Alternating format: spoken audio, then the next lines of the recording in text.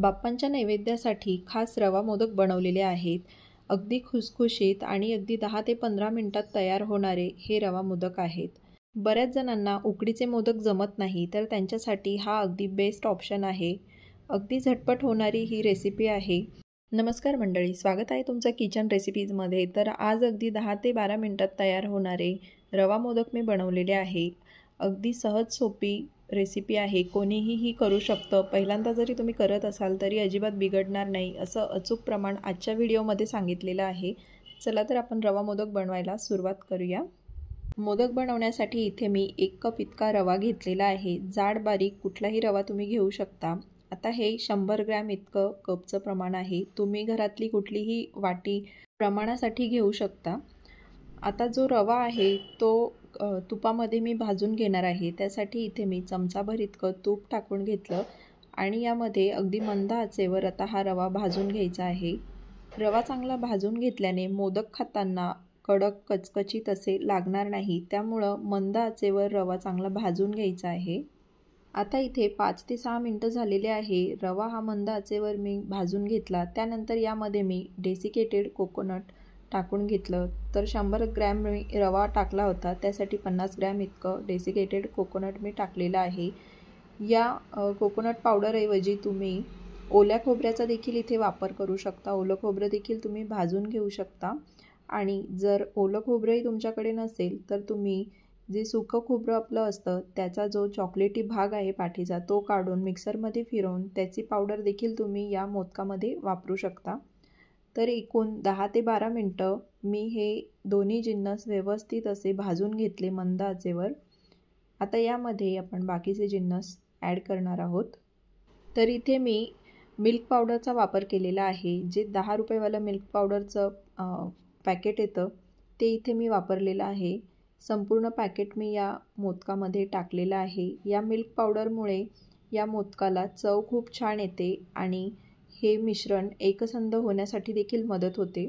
आता 1 ते 2 मिनिटं फक्त ही मिल्क पावडर सर्व मिश्रणामध्ये व्यवस्थित अशी एकत्र करून घेणार आहे आणि त्यानंतर लगेचच यामध्ये मी दूध ॲड करून घेणार आहे। तर दुधामध्ये मी काही केशर काड्या टाकून घेतलेल्या, अर्धा कप इतकं दूध मी इथे टाकून घेतलं।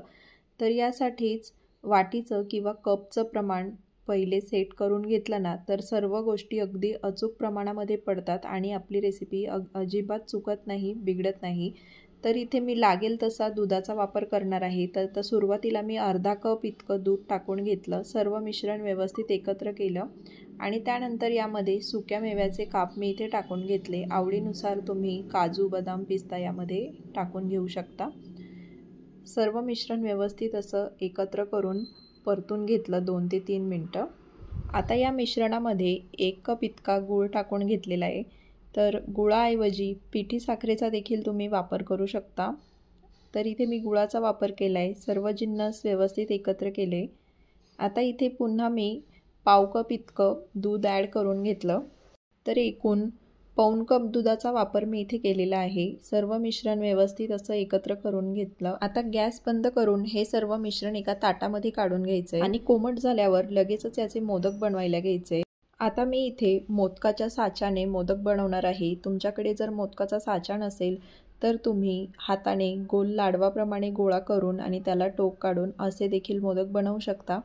तर एकदम छान व्यवस्थित असे वळले जात आहेत बघा तुम्ही।